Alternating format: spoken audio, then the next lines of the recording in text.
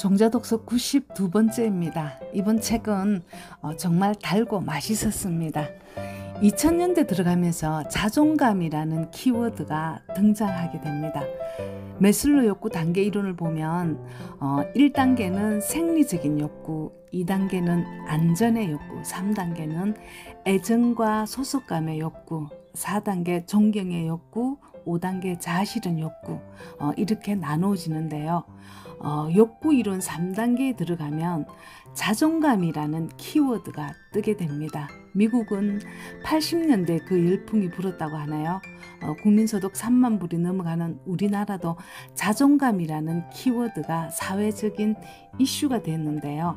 이 책의 저자 전미경은 지방에서 정신과 전문의를 개원한 사람이고, 특히 지방대를 나온 2030 세대들이 자존감 상담을 하러 내원하는 사람들이 많다고 합니다. 그래서 저자는 진짜 자존감과 가짜 자존감에 대해서 혹은 자기다움에 대해서 이야기를 하고 있습니다. 이 책을 소개하는 블로그 댓글에 이런 댓글이 달렸다고 합니다. 자존감이 정신적 가치라고? 웃기지 마라. 자존감은 벤츠에서 나온다. 이런 회의적인 반응이 꽤 있었다고 합니다. 이에 대해 저자는 진짜 자존감은 벤츠를 타고 다닐 때 필요한 게 아니라 벤츠를 타지 못한 상황에서 더 필요하고 더 잘 드러난다고 말합니다. 머리말을 한번 읽으면서 시작하겠습니다. 이미 정해진 결과 때문에 괴로워하느라 나만의 운명을 새롭게 발견할 수 있는 가능성을 스스로 차단하면 안 됩니다. 자기다움을 찾는 건 인간이 가진 본능적인 욕구입니다. 그렇다면 무엇이 진짜 자기다움을 만드는지를 아는 게 중요합니다. 현실이 너무 힘들다고 나다움을 추구하는 것을 쉽사리 포기해서도 안 되고, 또 남들 눈에 초라해 보이지 않기 위해서 가짜 나다움에 취해서도 안 됩니다. 자기가 잘할 수 없는 일인데도 겉으로 볼 때 폼난다는 이유로 그 일에 목매는 경우를 숱하게 봅니다. 자신을 객관적으로 보지 못해서 정작 자기가 갈고 닦아야 할 것들을 놓치는 경우를 봅니다. 그건 내가 나를 아프게 하는 일입니다. 남이 나를 아프게 하는 건 피하려 해도 어쩔 수 없이 겪을 때가 있습니다. 하지만 적어도 내가 나를 상처 주는 일은 하지 않아야 할 것입니다. 그것이 이 책에서 자존감의 문제를 제대로 이야기하고자 한 이유입니다. 진짜 자존감을 갖는다는 건 나의 이성과 의지를 믿는 일입니다. 그리하여 자유로워지는 일입니다.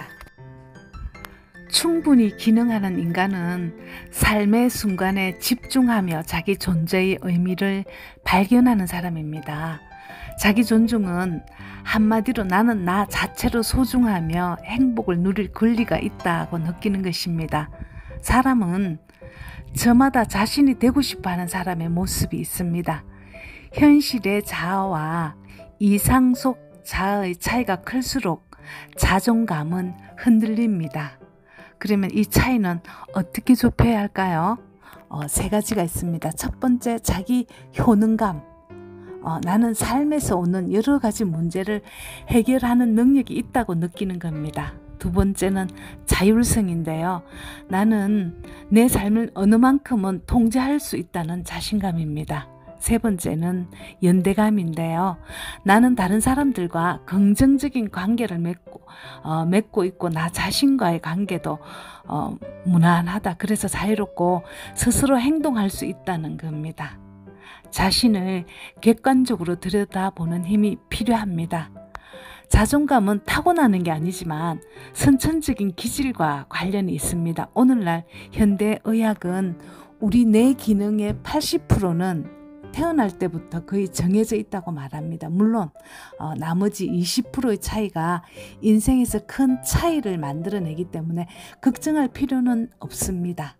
자존감은 지능이나 직업과 관련은 없지만 지성과는 깊은 관련이 있습니다. 지성이란 새로운 상황에 부딪혔을 때 맹목적이거나 본능적인 방법이 아니라 지적인 사고에 근거하여 그 상황에 적응하고 과제를 해결하는 성질을 말합니다. 자존감은 인류대학과 전문직의 산물이 아니라 지성의 산물입니다.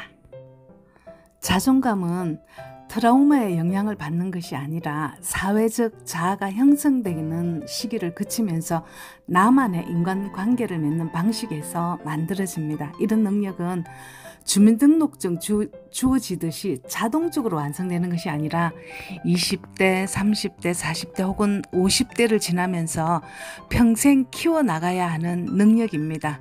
이런 능력이 성장하지 않고 퇴보하고 있다고 느낄 때 우리는 자존감이 훼손된다라고 말합니다. 자존감을 높이려면 자기 생각에만 집중할 게 아니라 더 많은 외부 세계와 소통해야 합니다. 자존감은 타인을 존중하는 차원까지 나가야 합니다. 그래야지만 내 자존이 떨어졌을 때 그 타인 존중이 돌고 돌아서 나의 자존을 높여주기 때문입니다. 이는 안정된 소속감과 높은 자아실현을 만들어줍니다. 자존감은 소속감과 깊은 관련이 있습니다. 자존감이 높은 사람들은 자기 인생에서 남과 비교를 통해 의미를 갖는 일은 최대한 적게 가지고 있고 오로지 자기 자신에게 집중합니다. 9회 말 만루 상황에서도 침착하게 공을 던지는 투수는 엄청난 자기 조절력을 발휘합니다. 오로지 스트라이크를 던지는 데 집중합니다. 사람들은 자신감이 넘치는 사람보다 자존감이 높아 보이는 사람을 더 인정하고 존중합니다. 자존감이 높은 사람들은 실패를 하지 않는 게 아니라 실패라는 부정적인 경험을 그대로 쌓아두지 않고 그 실패를 극복한 긍정적인 경험으로 자신의 내면을 채웁니다. 그렇기 때문에 자존감이 높은 사람들은 과거의 실수나 실패를 무작정 잊으려고 하는 게 아니라 긍정적으로 복귀하려고 합니다. 20대 겪었던 실패를 30대, 40대, 50대가 되어가는 과정에서 재정의합니다. 왜냐하면 점점 더 자존감이 높아지면서 자신의 과거를 객관화해서 이해하는 능력이 커지기 때문입니다. 실패의 횟수가 많다는 것은 경험의 콘텐츠가 많다는 뜻입니다. 자존감이 낮은 사람들이 실패에 대한 두려움과 불안에 저항하며 부정적인 에너지를 쓰는 것에 반해 자존감이 높은 사람은 도전하고 해결하는 긍정적인 에너지를 쓰면서 일합니다. 그래서 같은 일을 하더라도 자존감이 낮은 사람들은 빨리 지칩니다. 너무 예민한 화재 경보등이 위험을 피하기 위해 과도하게 작동하기 때문입니다. 나보다 나이 어린 사람들이 자신을 친구처럼 대해도 그것을 무례하다고 느끼지 않고 자존심 상해하지도 않습니다. 어떤 관계든 독립적인 나로 존재하는 연습이 되어 있기 때문입니다. 책 읽기는 긴 시간을 투여하는 일입니다. 자기만의 생각이 만들어지는 시간을 갖게 됩니다. 독서를 많이 하면 자기에게 필요한 정보를 잘 고를 수 있는 능력이 생깁니다. 그런 능력은 바로 자기 주도적 학습 능력과 연결됩니다. 그 나라의 문화가 성숙한 곳일수록 장년층의 독서가 늘어나는 경향이 있습니다. 어릴 때는 경험의 넓이에 대한 갈증이 크다면 나이가 들수록 경험의 깊이에 대한 갈증이 커집니다. 인간은 본인이 성숙해진다는 느낌을 계속 갈구하는 존재이기 때문입니다. 독서는 간접 경험을 통해 깊이를 채워주는 일입니다. 어른이 되면 직접 경험하지 않아도 다양한 세상이 있다는 것을 알게 됩니다.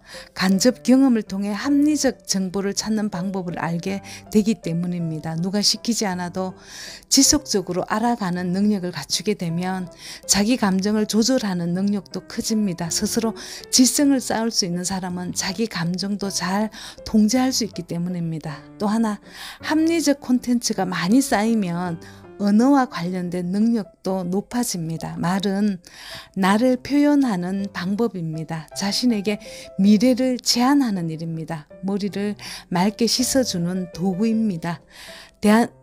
대인관계를 시작하는 수단입니다. 누군가의 말을 들으면 그 사람의 인생이 온전히 느껴집니다. 마치 언어에 영혼이 스며들어 있는 것 같습니다. 그런데 자기 언어의 힘이 커지기 위해서는 합리적인 언어를 많이 접해야 합니다. 말의 양이나 강도가 중요한 게 아니라 자기가 얼마나 합리적인 말을 구사하는지가 중요합니다. 자기 행동을 이끌어주는 힘이 있는 말인지가 중요합니다. 자신에게 도움이 되는 언어는 저절로 만들어지지는 않습니다. 다양한 언어를 많이 접해야 합니다. 그렇지 않으면 말이 성장하지 못하고 자아도 성장하지 못하고 자존감도 생성되기 어렵습니다. 책도 사람도 인연이라는 게 있습니다. 저에게 이 책은 좋은 인연이었습니다. 아까운 부분이 많이 빠져 있습니다. 꼭 사서 완독하시기를 추천드립니다. 종자독서 93은 나의 하루는 4시 30분에 시작된다. 94는 네 책을 읽겠습니다.